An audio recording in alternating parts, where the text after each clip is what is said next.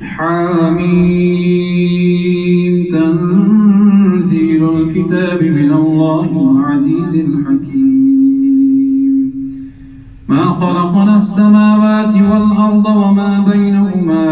إلا بالحق وأجل مسمى والذين كفروا عما أنذروا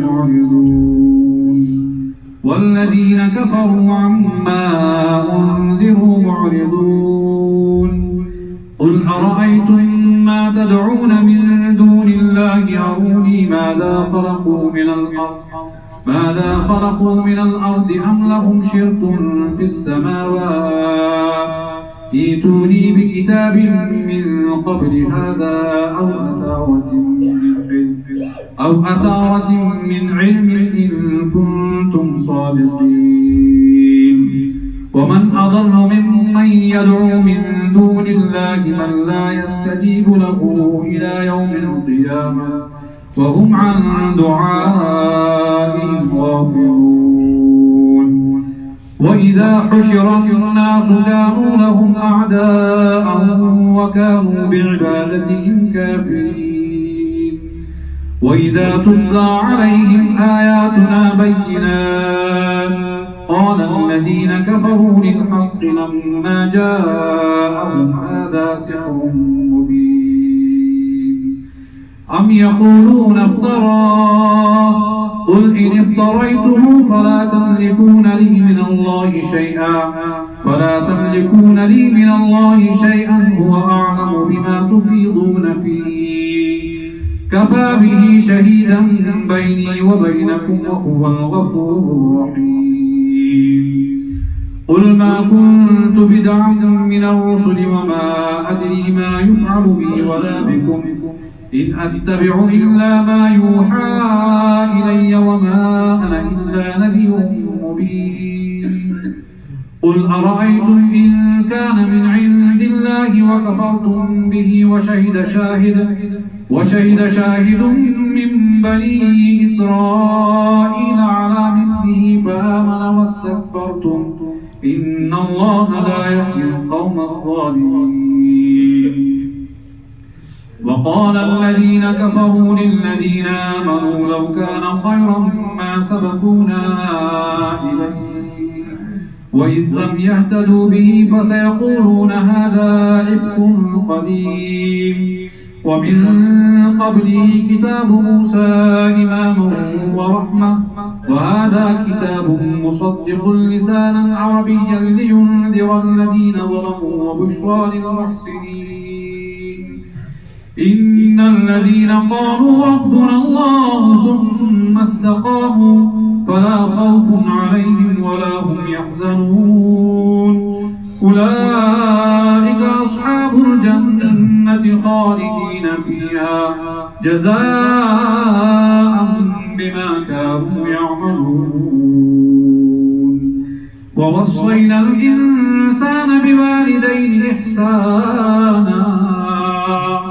حملته أمه كرها ووضعته كرها وحمله وفصاله 30 شهرا حتى إذا بلغ أشده وبلغ 40 سنة قال رب أوزعني أن أشكر نعمتك التي أنعمت علي وعلى والدي وأن أعمل صالحا ترضاه وأصلح لي في ذريتي إني تبت إليك وإني من المسلمين ووصينا الإنسان بوالديه إحسانا حملته أمه كرها ووضعته كرها وحمله وفصاله 30 شهرا حتى إذا بلغ أشده وبلغ 40 سنة قال رب أوزعني أن أشكر نعمتك التي أنعمت علي وعلى والدي وأن أعمل صالحا ترضاه وأصلح لي في ذريتي إني تبت إليك وإني من المسلمين أولئك الذين نتقبل عنهم أحسن ما عملوا ونتجاوز عن سيئاتهم في أصحاب الجنة وعد الصدق الذي كانوا يوعدون. هو الذي قال لوالديه أف لكما أتعدانني أن أخرج وقد خلت القرون من قبلي وهما يستغيثان الله ويلك آمن إن وعد الله حق فيقول ما هذا إلا أساطير الأولين. أولئك الذين حق عليهم القول في قد خلت من قبلهم من الجن والإنس إنهم كانوا خاسرين. ولكل درجات مما عملوا وليوفيهم أعمالهم وهم لا يظلمون. ولكل درجات مما عملوا وليوفيهم أعمالهم وهم لا يظلمون. ويوم يعرض الذين كفروا على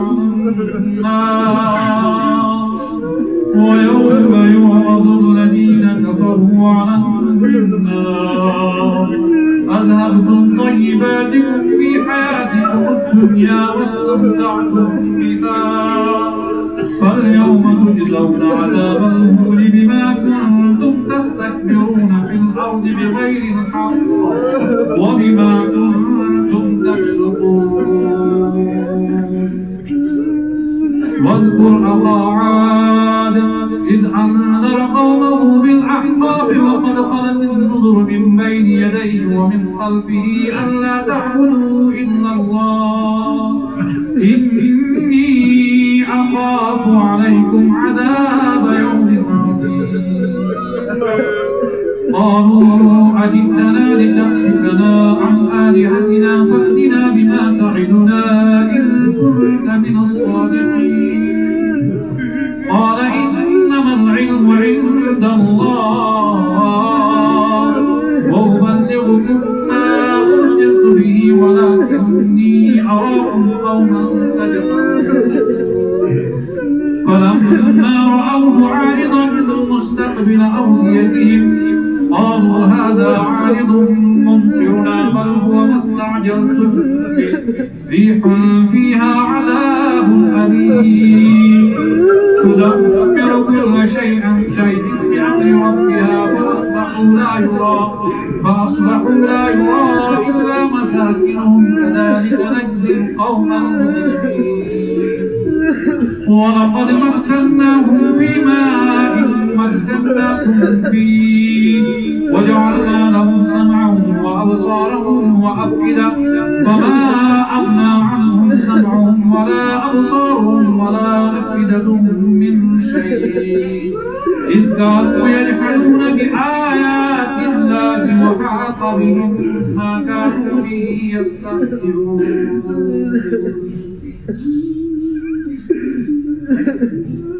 ولقد أهلكنا ما حولكم من القرى وصرفنا الآيات لعلهم يرجعون.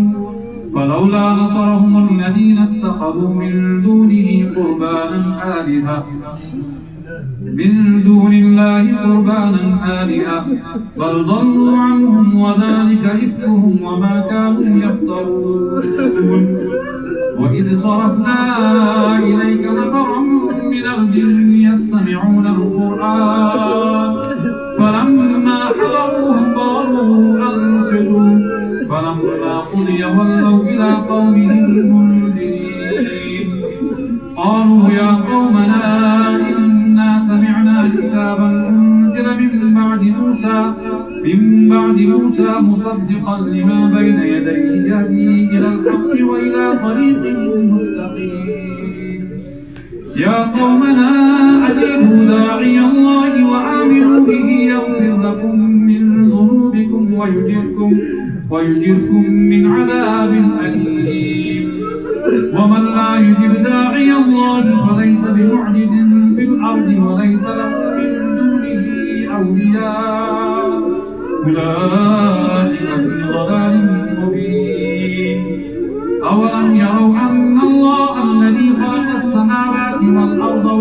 أعرج بخلقهن بقادر على أن يحيي الموتى بلى إنه على كل شيء قدير ويوم يعرض الذين كفروا على النار أليس هذا بالحق قالوا بلى وربنا قال فذوقوا العذاب بما كنتم تكفرون فاصبر كما صبر أولو العزم من الرسل ولا تستعجل لهم كأنهم يوم يرون ما يوعدون لم يلبثوا إلا ساعة من نهار بلاغ فهل يهلك إلا القوم الفاسقون